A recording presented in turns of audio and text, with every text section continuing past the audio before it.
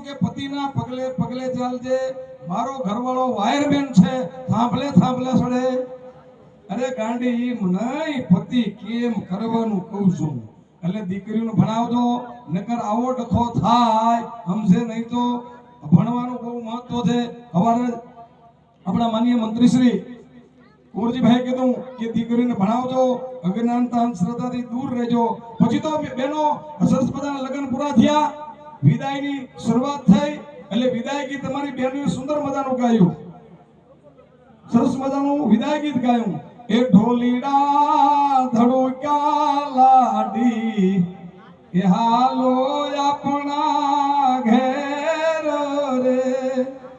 તરત અમે માંડવામાંથી ગીત ગાય કડી કે ઘડી કરો તો માગું મારા આ દાદા પાહે શીખ રે. સામેથી માંડવાળા કે હવે તેસેની શિખરે લાડી, એ પરિણા એટલે પરાયા લાડી, કે હાલો આપણા ઘેર રે.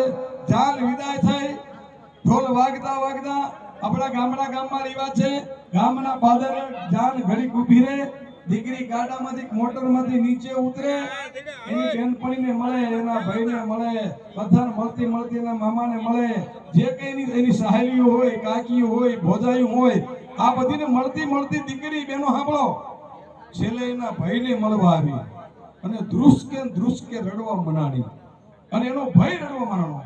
એનો ભાઈ એના બનેવીને ભલામણ કરે, જીજાજી અમારી બેન સાતકોટની એક બેન છે, 4 ભાઈઓની એક બેન છે, અમે એને કોઈ દી કામ કરાયું નથી, એને રસોઈ શીખવાડી નથી.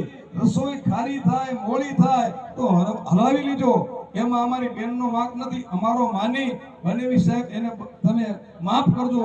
એ બિચારો રડતો જાય, બનેવીને ભલામણ કરે, પણ વરરાજો બુદ્ધિનો લટ, એને રડવું આવી ગયું આંબળી અને આમ તલવાર કાઢી.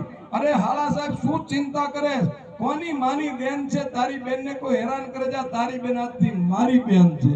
અરે મુઆ બાયડીન બેન કરી નાખી. એટલે આ ભાણમાં આવું તકલીફ થાય. પછી તો જાન બેનો વિદાય થઈ જાય. હવે મહત્વની વાત છે, વડીલો યાદ રાખે, જાન વિદાય થઈ ગઈ પછી આપણા લોકવર્ણમાં એવો રિવાજ છે, દીકરી સાસરે જતી રહે પછી 10 દિવસ 15 દિવસ પછી એને પાછી બોલાવે. અમારે સુરનગરમાં તો એમ કે પાછા પગ કરીને તેડી લાવે. બેનો અહીં શું કે દીકરી પહેલી વાર સાથે પાછા પગ કરે ને, હા પાછા પગ કરીને દીકરીને તેડી લાવ્યા 10 દી પછી. અને પાછા 10 દી પછી પૂરું થાય ને, દીકરી આવે પછી 10 દી પછી વેવાઈનો સમાચાર આવ્યો, ફોન આવ્યો, લાખા પટેલ કે હું છે એ તમારી દીકરીને તમારો જમાઈ તેડવા આવે છે.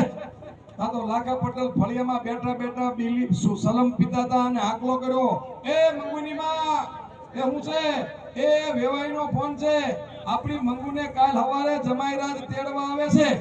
એટલે બહુ બટા સાંભળો, જો તમારા નણદોઈ ભાઈ પહેલી વાર પરિણામ પછી આવે છે, ગાયના ઘીના લાડુ બનાવજો, સરસ મજાના મિક્સ ભજીયા બનાવજો, સરસ મજાનું દહીંનું ભૂરું કરજો, ભાખરી કરજો, આચાર કરજો. એ આપણી મહેમાન ગતિમાં ખામી ન રહે.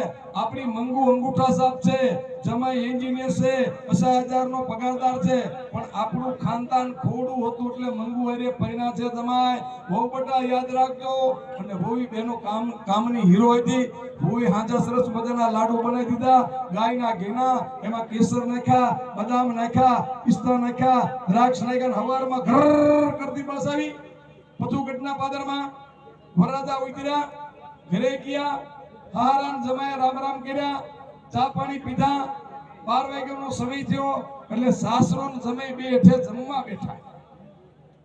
થાળીઓ પીસાઈ ગઈ, સરસ મજાની કહાની થાળીઓ, કહાના વાટકા અને લાડવા મૂક્યા. પણ મિત્રો લાડવા શહેરના નહીં હો, લીંબુ જેવડા નહીં, ગામડાના મોટા નાવડી જેવા 500 ગ્રામનો લાડવો કાલે સવારે ખાવા મળવાના. આ પ્રસાદીમાં બેને હું સાખી આવ્યો, બહુ સારા બનેલા. આ બબે લાડવા મૂક્યા, અંદર અથાણા શાક ને ભજીયા ને બધું મૂક્યું. હારું જમાઈ બે લાડવા કટકટાવી જાય 1 કિલો, ખબર ન પડી. ત્રીજો લાડુ એને હાલાય આપ્યો, ગ્લો બનાવી છે, 1 લાડુ મારું માન નાખો. ત્રીજો લાડુ એનો હારોન એના બનાવી, એ ત્રીજો લાડુ ખાઈ ગયા. અને પછી જ્યાં ચોથો લાડુ મૂકવા ગયો એમનો હાળો તાકે ના ના ના ના ના રેવા દો, નહીં નહીં નહીં નહીં, ધ્યાન કરે બોલો એનો હાળો કે શું બનેવી સાહેબ, મારું માન રાખો અડધો લાડો મારા આમ નહીં નહીં, ધ્યાન કરે એટલે બોલો એનો હારા જો ગરમી થઈ ગયા. અરે તમે શું જમી રાત બોલો છો, મારા આમ લાય મુનિયા લાડુ એના હારા લઈને જમીને કે લો મારા આમ તો નહીં, ધ્યાન કરે અને હારાનો મગજ ગયો એટલે આ કે શું ધ્યાન કરે મંગો કે હા બાપુ આ તારો ઘરવાળો હું લાડુ આપું છું, ઢાંટડે બોલે છે, શું કેસે આ સમજાતું નથી. તે અઠવાડિયામાં કઈ પૈસા બોલતો કર્યો, ગુજરાતી નહીં, હિન્દી નહીં, ઉર્દુ નહીં, સંસ્કૃત નહીં, ફારસી નહીં, આ તો ઢાંટડે બોલે. તા મંગુ લાજ કાઢીને રોહડામાંથી બહાર નીકળીને બોલી બાપુ ઈમાં તમારો વાંક છે. અરે ગાંડી મારો વાંક કે હા બાપુ તમે જોવા જતા કે હું કે દીકરી એ તો હું જોવા જતો, તું તો કયાગરી છું, હે તું તો મારો કાળજાનો કતરો કટકો છું, આમાં તું નથી જઈ, મેં જોઈને સારો ખાનદાન એમાં શું કરું. આવા એન્જિનિયર તો 50,000 પગારદાર કે બાપા તમે એને પૂછ્યું તું, એને બોલાવ્યો તો. અરે દીકરી એને બોલાવવામાં હું શું કામ બોલાવું કે બાપા અહીંયા વાંધો પડ્યો શું છે.